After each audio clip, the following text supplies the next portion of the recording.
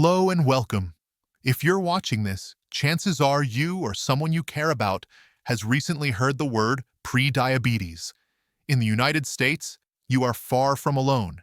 More than 1 in 3 American adults, over 96 million people, are currently living with this condition. Receiving this news can be unsettling. It can bring a wave of questions, worry, and perhaps even a sense of frustration, especially if you feel you've been trying to do the right things for your health. I understand this can feel overwhelming at first, and it's perfectly okay to feel that way. But what I want you to remember is that a prediabetes diagnosis is not a final verdict. It is a critical warning sign. In fact, it's something more powerful. It's a window of opportunity. As the Centers for Disease Control and Prevention puts it, life doesn't always give you the time to change the outcome. Prediabetes does. Over the next 25 minutes, we will not just talk about what to eat. We will explore why certain foods can either accelerate the path to type 2 diabetes or help you turn back. We will look at 5 simple, powerful swaps grounded in the clinical experience of the nation's leading endocrinologists. And by the end, you will understand a single unifying principle that can make all of these changes feel less like a diet and more like a new, empowered way of living. To truly understand how to move forward, we first need to look backward and correct a common misunderstanding. For this, we turn to the field of endocrinology, the medical specialty that focuses on hormones like insulin. According to one of the country's top endocrinologists, who has spent decades helping patients navigate this very crossroad, the most common misconception about prediabetes is that it's simply a disease of too much sugar. The real story is deeper and ultimately more empowering. The root of the problem is a condition called insulin resistance. Think of it this way: insulin is a key. When you eat, your body breaks food down into glucose, a type of sugar that fuels your cells.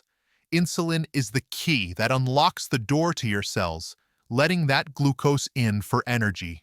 With insulin resistance, the locks on your cells, especially in your muscles, fat, and liver, start to get rusty. They don't respond as well to the key. Your pancreas, the organ that makes insulin, has to work overtime, producing more and more keys just to get the doors to open. For a while, it can keep up, but eventually, the pancreas can get exhausted and it can no longer produce enough insulin to overcome the resistance. As a result, sugar starts to build up in your blood. When your blood sugar levels are higher than normal, but not yet high enough for a diabetes diagnosis, that is prediabetes. Learning that the advice you may have followed for years might be incomplete can be unsettling, and it's perfectly okay to feel that way. But what I want you to remember is that this knowledge is power. It means the problem isn't a lack of willpower. This same endocrinologist often shares the story of a patient, a 68-year-old gentleman who was diligently following a healthy, low-fat diet. He had cut out desserts and was avoiding butter, yet he was still gaining weight around his middle and felt tired all the time. His blood work was confusing to him. His fasting glucose was elevated at 115 milligrams per deciliter, and his triglycerides were high. He was frustrated, feeling like he was doing everything right, but his health was moving in the wrong direction. This wasn't an isolated case. The expert notes that this is a classic profile. Many of his patients arrive with similar lab results: high triglycerides and low levels of the good HDL cholesterol, even when they've been avoiding fatty foods. These are hallmark signs of metabolic syndrome, and they point directly to insulin resistance. It tells us the body isn't just struggling with sugar. Our first 2 swaps focus on resetting your morning. This is the most important meal of the day when it comes to setting the stage for stable blood sugar. The first superfood swap is replacing white bread bagels, or English muffins with 100% whole grain versions. Let's explore the how and the why. When you eat refined grains like white bread, the body digests them very quickly. They've been stripped of their most valuable components, so they convert to sugar almost immediately, causing a rapid spike in your blood glucose. An endocrinologist would tell you this is like flooring the gas pedal first thing in the morning, demanding a huge surge of insulin from your pancreas. In contrast, whole grains contain all three original parts of the grain: the bran, the germ, and the endosperm. The most important part for our discussion is the bran, which is rich in fiber. This fiber is the key. It acts like a brake on digestion, slowing down the breakdown and absorption of carbohydrates. This leads to a much slower, gentler rise in blood sugar, which gives your pancreas and your insulin a much easier, more manageable job. Now, making this swap effectively requires a bit of knowledge. Here is a critical point that trips up so many well-intentioned people. The color of the bread does not mean it's whole grain. Brown bread can get its color from molasses. And words on the front of the package, like multigrain, wheat flour, or stone ground, can be misleading. The only way to be certain is to turn the package over and read the ingredients list. The very first ingredient must include the word whole, as in 100% whole wheat or whole grain oats. If the dense texture of some whole grain breads is new for you, there's a simple way to ease into it. Look for a bread called white whole wheat. It's made from a naturally lighter variety of wheat, but it is still 100% whole grain, offering a softer texture. Another approach is to simply start with one slice of your usual bread and one slice of whole grain bread for your sandwich, gradually adapting your palate.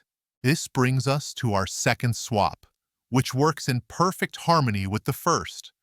Replacing a sugary breakfast cereal or a plain piece of toast with a protein-rich start your day, like a 2-egg scramble or a bowl of plain Greek yogurt. Many popular breakfast cereals, even those marketed as healthy, are loaded with added sugars and refined carbohydrates, behaving just like white bread in your body. A breakfast centered on protein does two critical things. First, protein slows down digestion even further, working together with fiber to keep you feeling full and satisfied for hours, which helps prevent blood sugar spikes. Second, and this is truly remarkable, research has shown that consuming a high-protein breakfast can actually improve your body's insulin response to your next meal, a phenomenon scientists call the second meal effect. It's as if the protein primes your system to handle carbohydrates more efficiently later in the day. A common mistake here is choosing protein sources that are also high in sugar, like flavored yogurts, or focusing only on protein without any fiber. Remember, the goal is balance. For a beginner, a simple start is 2 scrambled eggs with a slice of 100% whole wheat toast. If you don't eat eggs, a fantastic alternative is a bowl of plain, unsweetened Greek yogurt topped with a handful of berries and a sprinkle of chia seeds. I understand that rethinking your morning toast or cereal, something you may have enjoyed for decades, can feel like a big change. But I want you to think of it not as taking something away, but as adding something powerful: stability and control for the rest of your day. Having reset our mornings, we now turn our attention to the habits that shape our afternoons. This is where our next two swaps come into play, addressing the most common pitfalls for blood sugar control. Our third superfood swap is to replace sugary drinks with smart hydration. Sugar-sweetened beverages, sodas, fruit juices, sweet tea, and specialty coffee drinks are perhaps the single greatest challenge for managing prediabetes. Because the sugar is in liquid form, your body absorbs it almost instantly. This causes a massive glucose surge that forces your insulin system into emergency mode. According to the American Diabetes Association, a single 12-ounce can of regular soda contains about 150 calories and 40 grams of carbohydrates, which is the equivalent of 10 teaspoons of sugar. Swapping these drinks for water, unsweetened tea, or sparkling water is a non-negotiable step toward regaining control. Water is the gold standard, as it helps your kidneys flush excess sugar from your system. Unsweetened black or green tea is also an excellent choice, as they contain beneficial plant compounds called antioxidants. Now, a common question that arises here is, what about diet soda? It has no sugar. This is an excellent and important question. From an endocrinologist perspective, the answer is nuanced. While diet sodas don't contain sugar and won't directly raise your blood glucose in the short term, there are emerging concerns. Some research suggests that the intense sweetness of certain artificial sweeteners may still trigger an insulin release in some individuals, alter the healthy bacteria in our gut, or even increase cravings for other sweet foods later on. So while it is certainly a better choice than a sugar-sweetened soda, the gold standard for healthy hydration remains water, sparkling water, or unsweetened tea. This leads us to our fourth swap, replacing processed snacks with a small handful of nuts or seeds. When that mid-afternoon slump hits, the craving for something crunchy and salty is powerful. It's easy to reach for crackers, pretzels, or chips, but these are typically made from refined flour and behave just like white bread in your body, leading to another blood sugar spike and crash. A far more powerful choice is a small handful of unsalted nuts or seeds, such as almonds, walnuts, or pistachios. Here's why this swap is so effective. Nuts are low in carbohydrates and provide a potent combination of protein, fiber, and healthy unsaturated fats. This trio works together to slow down digestion, stabilize blood sugar, and promote a feeling of fullness that lasts. Studies have directly linked regular nut consumption to lower fasting glucose levels and a healthier insulin response. It's important to be honest here. That craving for a sweet drink or a crunchy snack in the afternoon is very real. It's often driven by a dip in blood sugar from a lunch that was too heavy in refined carbohydrates. Please do not see this as a personal failure. See it as a biological signal from your body. The strategies we're discussing, especially the morning reset, are designed to prevent that signal from being sent in the first place. Be patient and compassionate with yourself as you build these new habits. Let's take a strategic pause and connect the dots. We started by identifying the core problem. Your body's cells are becoming resistant to the message of insulin. We've now introduced 4 powerful swaps that directly address this. We've reset our mornings with fiber-rich whole grains and satisfying protein, and we've re-engineered our afternoons with smart hydration and healthy fats. It is critical to see how these are not separate ideas, but a connected system. A protein and fiber-rich breakfast creates stable blood sugar throughout the morning. This stability dramatically reduces the intense, reactive cravings for sugar and refined carbs in the afternoon. This makes it far easier to choose water over soda, or a handful of nuts over a bag of chips. The first 2 swaps create the physiological foundation that makes the next 2 possible. They work together. You have stayed with me this far, and that shows a real commitment to your health. I want to commend you for that.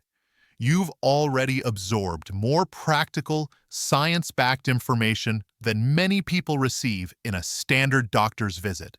But while these swaps are incredibly effective at managing the symptoms of insulin resistance, the blood sugar swings, they don't fully address the deeper, underlying force that can make our cells rusty in the first place.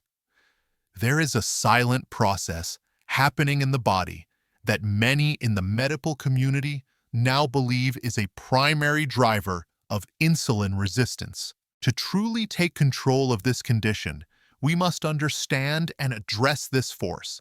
Doing so is the key to not just managing prediabetes, but to building a level of health and vitality you may not have felt in years.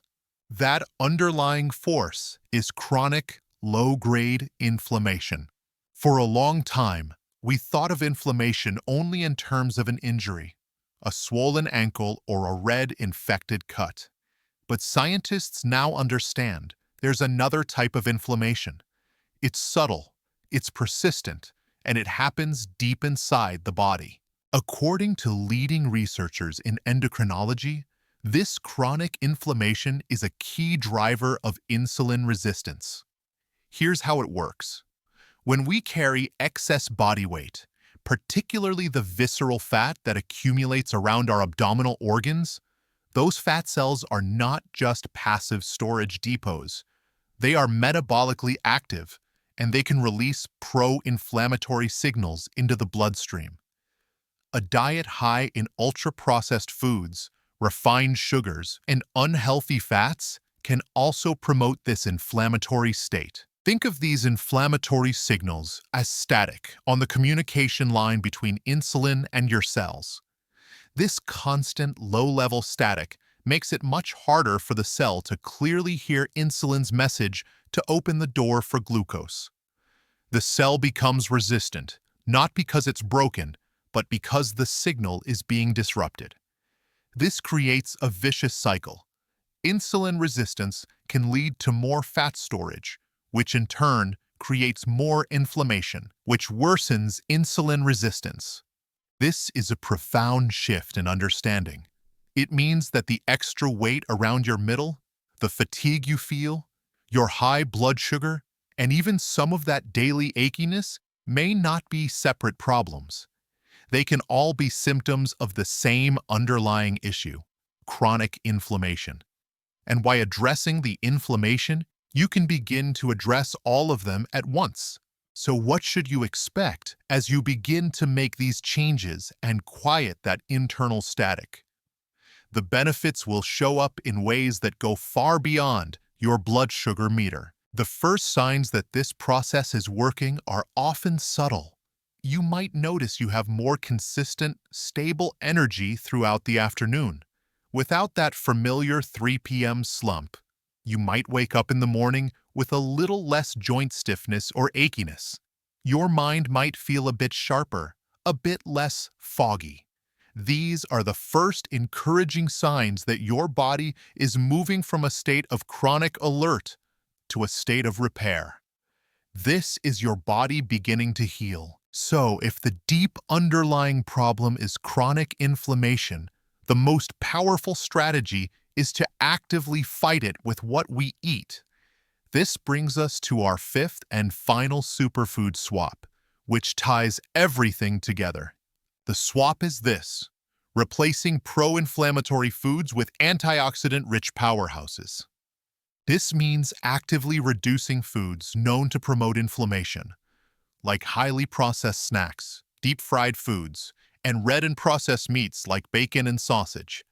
And in their place, we elevate foods packed with compounds called antioxidants. Antioxidants are nature's firefighters.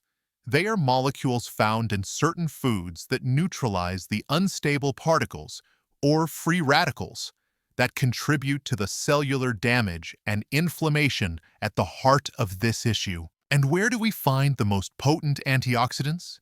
In deeply colored vegetables and fruits.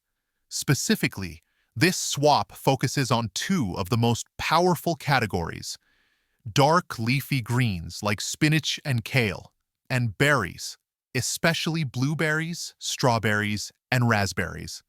Filling your plate with these foods is like sending in a cleanup crew to reduce that inflammatory static.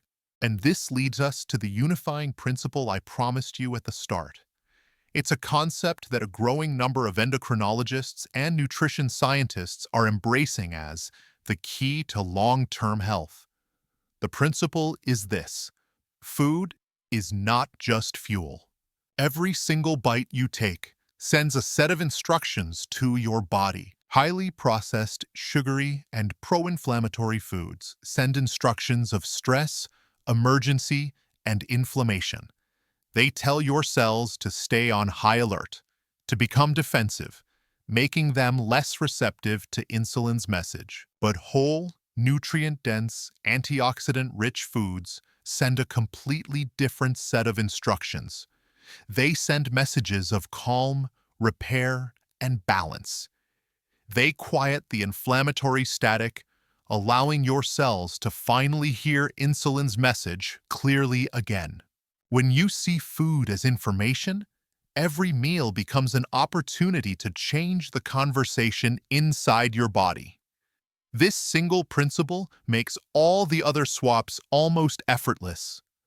You choose whole grains, protein, nuts, and water, not out of a sense of restriction, but because you are consciously choosing to send your body messages of health and healing.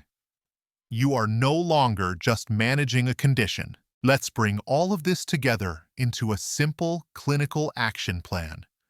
This isn't about a radical overnight diet. It's about 5 strategic, manageable swaps. 1. Reset your morning. Swap refined bread for 100% whole grain, and swap sugary cereals for a protein-rich option like eggs or plain Greek yogurt. 2. Rethink your drink. Swap sugary sodas and juices for water, sparkling water, or unsweetened tea. 3. Snack smarter. Swap processed crackers and chips for a small, unsalted handful of nuts or seeds. 4. Color your plate. Actively reduce pro-inflammatory foods like processed meats and fill half of every meal plate with colorful, non-starchy, antioxidant-rich vegetables. And 5. Choose whole fruit, which is a concentrated source of sugar without fiber, for whole fruits like berries, which give you the fiber, vitamins, and antioxidants. I understand this can feel like a lot to take in at once, but please hear this. This journey is not about perfection. It is about progress. It is not about a restrictive diet you'll eventually quit. Be gentle with yourself. If you have a slice of white bread at a restaurant, do not despair. Simply make your next choice a whole grain one. Every small, positive step you take is a victory. You have the knowledge. You have the power. And I want you to know that you are not alone in this. Thank you for investing this time in your health. It is a privilege to share this information with you. Now, I would like to ask something of you. This journey is about more than just food. It's about building new habits and finding what works in your real life. So, my question is this: beyond the food itself, what is one small, non-food-related habit that has helped you feel more in control of your health? It could be a short walk you take after dinner, a way you organize your pantry, or even just a mindset shift you've adopted. Please share your wisdom in the comments below. Your experience could be the spark of inspiration that helps someone else on their own journey. Remember, knowledge is your greatest tool. Use it with compassion for yourself. I look forward to seeing you in our next video. Until then, stay well. If you found this information valuable, please consider liking this video and sharing it with someone you care about. And subscribe to the channel for more evidence-based guidance to support your health journey.